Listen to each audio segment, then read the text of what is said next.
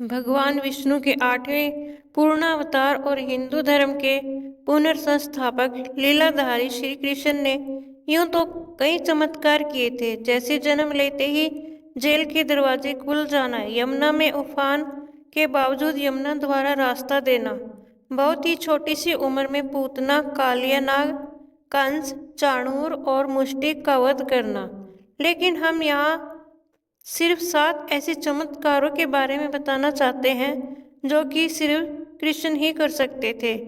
पहला चमत्कार। एक समय बालकृष्ण अपने सखाओं के साथ खेल रहे थे। बलराम ने देखा कि उन्होंने मिट्टी खा ली है। उन्होंने बाकी सखाओं के साथ मिलकर माँ यशोदा से इसकी शिकायत कर दी।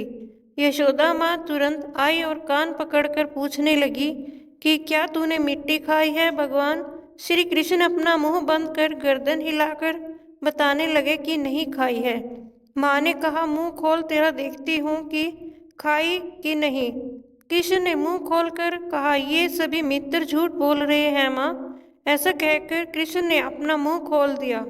माता यशोदा को मिट्टी तो नजर नहीं आई मुंह के अंदर, लेकिन इसके स्थान पर कृष्ण के मुंह में उन्हें संपूर्ण ब्रह्मांड के दर्शन हो गए। यह देखकर माता यशोदा घबरा गई थी और अपने लल्ला को गले से लगा लिया। दूसरा चमत्कार।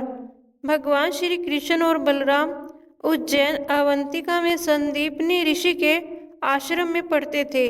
शिक्षा पूरी होने के बाद जब ऋषि को दक्षिणा देने की बारी आई तो कृष्ण को अद्वितीय मान गुरु दक्षिणा में संदीपनी ने कृष्ण से मांगा कि उनके पुत्र को प्रभास क्षेत्र के समुद्र में रहने वाला एक शंखासुर नामक राक्षस चुराकर ले गया है।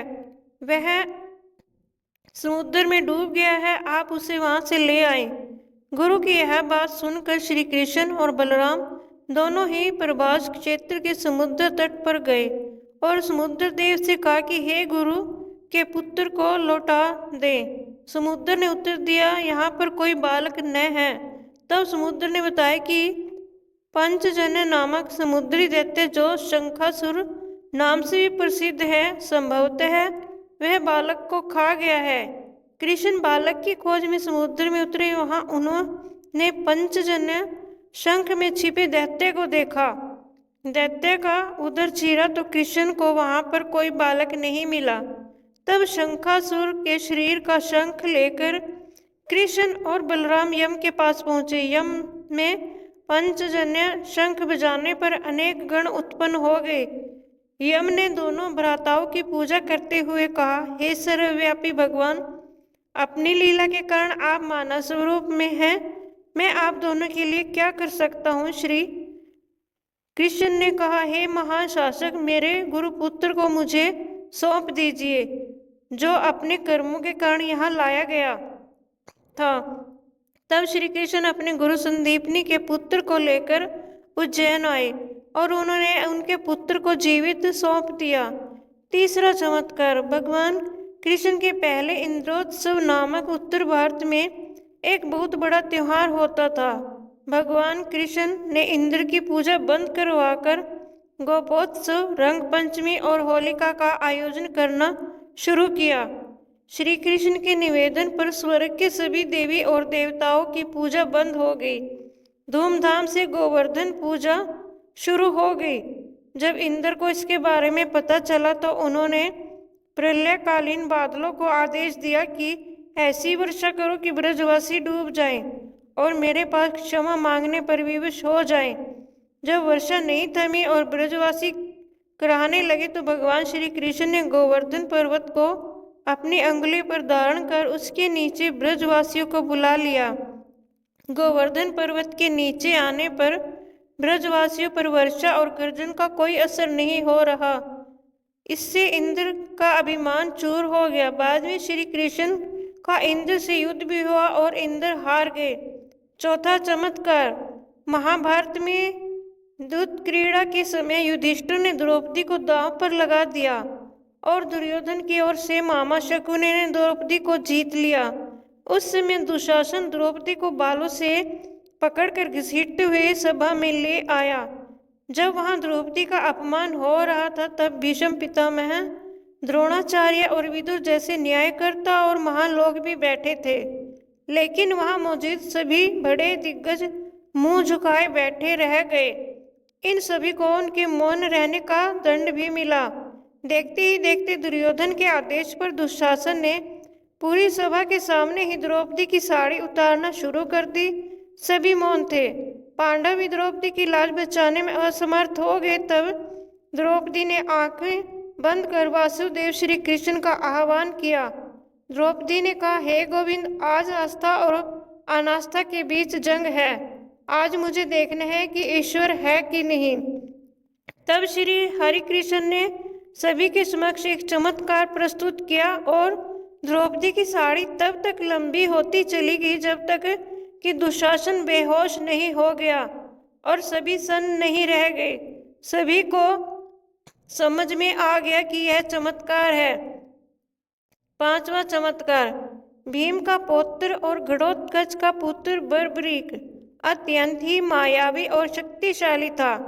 बर्बरीक के 3 बाण ही काफी थे, जिसके बल पर वे कौरवों और पांडवों की पूरी सेना को समाप्त कर सकते थे।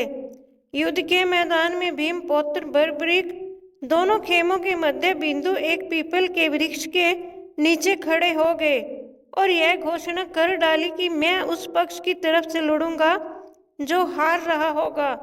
बर्बरीक की इस घोषणा से कृष्ण चिंतित हो गए।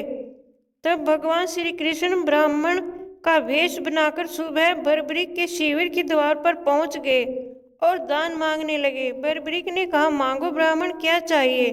ब्राह्मण रूपी कृष्ण ने कहा कि तुम न दे सकोगे, लेकिन बर्बरीक कृष्ण के जाल में फंस गया और कृष्ण ने उससे उसका शीश मांग लिया। बर्बरीक द्वारा अपने पिता महापांडवों की विजय हेतु स्वेच्छा के साथ शीश दान देने से पहले कहा, प्रभु, मैं यह युद्ध देखना चाहता हूँ। तब श्री कृष्ण ने उसका शीश एक ऊंचे स्थान पर रखवा दिया और आश्चर्य की कटे शीश ने बर्बरीक महाभारत का युद्ध देख रहा था। जब बाद में उससे पूछा गया कि तुमने महाभारत के युद्ध देखा तो कैसा लगा, उसने जवाब दिया, मुझे तो दोनों ओर से श्री कृष्ण ही लड़ते हुए दिखाई दे रहे थे। बर्बरीक के इस बलिदान को देखकर दान के पश्चात श्री कृष्ण ने बर्बरीक को कलयुग में स्वयं के नाम से पूजित होने का वर दिया। आज बर्बरीक को खाटू श्याम के नाम से जाना जाता है। छठा चमत्कार। महाभारत के युद्ध के दौरान अभिमन्यु का क्रूरतापूर्वक वध करने के बाद अर्जुन ने शपथ ली थी कि कल सूर्यास्त से पूर्व यदि मैं जयद्रथ का वध नहीं कर पाया तो आत्मदाह कर लूंगा। इस शपथ के बाद कौरव पक्ष ने जयद्रथ को छिपा दिया था। जब सूर्यास्त होने वाला था तो अर्जुन ने अपनी शपथ अनुसार अपनी चिता सजाना शुरू कर दी। तभी श्री कृष्ण ने एक चमत्कार किया और सूर्य को वक्त के पहले ही अस्त कर दिया। यह देख कौरव पक्ष में हर्ष व्याप्त हो गया। इस बीच जिज्ञासावश छुपा हुआ जयद्रथ भी हंसते हुए यह नज़ारा देखने के लिए यह सोचकर बाहर निकल आया कि अब तो सूर्यास्त हो ही गया है। जब श्री कृष्ण ने जयद्रथ को देखा तो उन्होंने अर्जुन को इशारा किया और तभी सभी ने देखा कि सूरज निकल आया है, अभी तो सूर्यास्त हुआ ही नहीं है। यह देखकर जयद्रथ घबराकर भागने लगा, लेकिन अर्जुन ने उसे भागने का मौका दिए बगैर ही उसकी गर्दन उतार दी। सातवां चमत्कार। अश्वत्थामा ने पांडव पक्ष को कुल का नाश करने हेतु जहाँ पांडवों के सभी पुत्रों को मार दिया था, वहीं उसने अभिमन्यु के पत्नी उत्तरा के गर्भ में पल रहे शिशु पर भी एक विशेष अस्त्र से प्रहार कर उसके गर्भ में स्थित शिशु को लगभग मार ही दिया था।